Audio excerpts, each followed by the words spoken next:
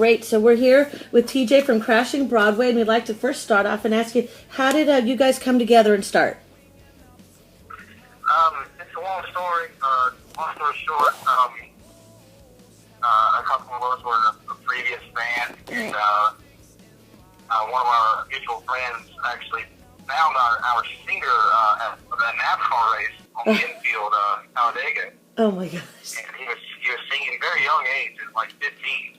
Wow! And he brought him up. Yeah, he brought him up to where we were in North Mississippi, and we started working together for about 2 years. I worked with him, kind of honed his skills and helped him harness his talent. And then he came up randomly one time and we recorded a song, and the first song we ever recorded was called Crush, which is the first single we put out. Yes. And it just clicked, and so from then on, we started a band, and there's no great theory behind the name. It was just a bunch of random ideas thrown together, and luckily we come out with one. It's pretty cool. It is definitely. Now, who does the writing, or is it a collaborative effort? Casey, the singer, and I, we write everything. Great. It is collaborative. Sometimes I write full songs, sometimes he writes full songs. But either way, the other one always puts their flavor to it. So if you look at it on paper, it's always 50-50. That is great. And how about, what are you guys currently working on right now? Right now, we're gearing up to shoot a live video next month for our song, Always Angel. Oh, that's a wonderful one. Yep. We just recently got a new bass player. His name is Little John. We're working him into the set and everything, and we're actually going to hit the road again around the beginning of August, probably. Well, we've actually heard that your band has a great way of connecting with your fans when you guys play live, and we just love it. Being out here in California, we're missing it. We want to know, do you have any plans for coming out here to the West Coast and playing for us? I definitely hope so.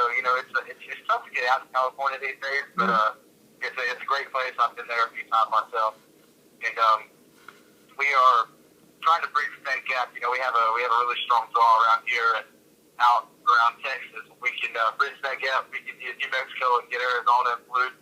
We should be able to make it out to California, hopefully by the end of the year. That's definitely one of our goals. That's great. We'll be there with all our crew, definitely. Now, for you, what are some of your most influential artists or albums that sort of led you growing up to cultivate your love for music? Oh man, that is a difficult question. I have to give my credit. I'm an old school metalhead. I'm a Metallica fan. Oh, right. James Hetfield is probably my role model. He's the whole reason that I even picked up a guitar in the first place. Growing up, I grew up in a honky tonk, so classic rock was a huge influence to me altogether, and older country even. And as I progressed with age, I started kind of losing the whole. I still listen to metal music, but I could never recreate the metal music that I listened to very well. I found that I was able to write the poppier stuff better. So with the writing of the poppy stuff, I gravitated towards more poppy stuff, and I listen to very mainstream artists. Fun, most of the people, me, Katy Perry, all those that some would probably not claim they listen to. I do with all those. Now, how old were you when you first learned how to play the guitar? I first started learning guitar at 14. I was 14 years old. Wow. And I'm 28 now, so it's been about 14 years. Now, can you maybe remember what is the first song you learned how to play in the entirety? Yeah, absolutely. It was I learned the first song I ever learned. It was a mix because I learned pretty much two at once. It was a mix between Pearl Jam's version of Last Kiss. I love that one. Yeah, and Margaritaville. That'd be compliments to my dad. Oh, that's awesome. Buffett, that is great. That is a really good mix there. Yeah, it's crazy. Well, I think you guys did a great cover, of one of my favorite Pat Benatar songs, Hit Me With Your Best Shot. Now, do you have any plans to do maybe another cover, or is there a song from a totally different genre that you'd like to turn into your own style? I'll tell you this. A lot of people will admit this. Whenever we hit the road, I mean, there are nights that we do at the cover circuit where we play 3-hour cover shows. Oh, And man, we love it. I mean, we really do. Because it's not, we always do our own version of every song. Uh-huh. It's not like we're recreating an album version of something to give somebody something to listen to. We have a great cover of Dead or Alive by Bon Jovi. We cover Pink Floyd, Brick in the Wall. We cover we cover Outkast, we cover Roses. I mean, we do. Wow. We do a lot of. We try to keep as much diversity in our stuff as possible, and we do everything from country to rap Mm-hmm. to 60s, 70s, 80s, 90s. I mean, name it. We've probably done something in that genre. I agree with you. Pat Benatar, "Anyway the Best Shot" is one of my all-time favorite songs. Well, it is because you guys totally turned it in with your own little. You added to it your own flair and your flavor to it. It's Right. great. It is great. I Right. love that one. Awesome. I mean, would you guys? Are you going to be doing any recordings of them at all? Because I mean, those sound great. I'm all excited to hear about your cover songs. We actually thought about putting out a small EP of covers.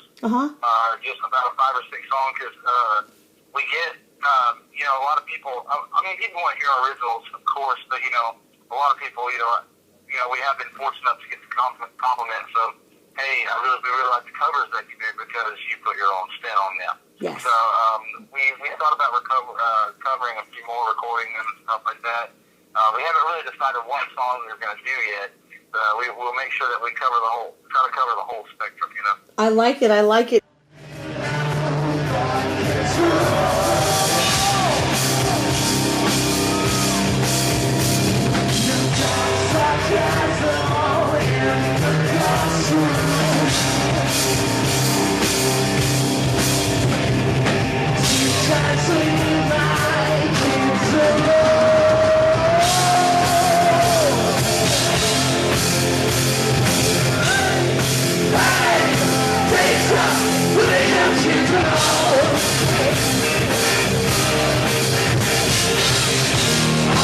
Now, how about you? If you could go back and maybe talk to your 14-year-old self, do you have any advice that you might give to yourself? Do not start playing music. That's right. You picked it up at 14, so put down the guitar and walk away. Yeah, do something with your life. No, I don't really know. I mean, as far as musically, my life has come along rather well. If I was going to give my 14-year-old self advice, it would be in a lot of other areas besides music. But there would be a lot of advice I would give myself that I can't talk about on air. Yeah, and not to mention, would we ever listen to ourselves back then anyway? Yeah, I probably wouldn't have listened anyway. So it's easier. But as far as musically, I would have. I don't know. I probably would have taught myself how to do things so that way I didn't have to learn at such a. I had to. The way I learned guitar is very interesting. I mean, like I said, I had Metallica. It was VHS tape at the time called Cunning Stunts. It was their live DVD in Fort Worth or VHS, whatever. And that's how I learned. I watched them play, and I tried to mimic what they were doing. Oh, wow. So That's great. I would have probably taught myself into taking lessons, so I would have learned a lot more, a lot faster. But either way, no regret. That is good. That's the way to do it. Now, how about if we could peek into your iPod or playlist? Do you have a certain artist or song that we would be most surprised at finding in there? I will right here. I'm not gonna lie to you. You know what I'm saying? Yeah. I'm not a fan of this. I have Bieber in my playlist. I don't care. That's it. That's good. See? Yeah, I have Bieber. I have like I said, I have Katy Perry. I even have Sugarland.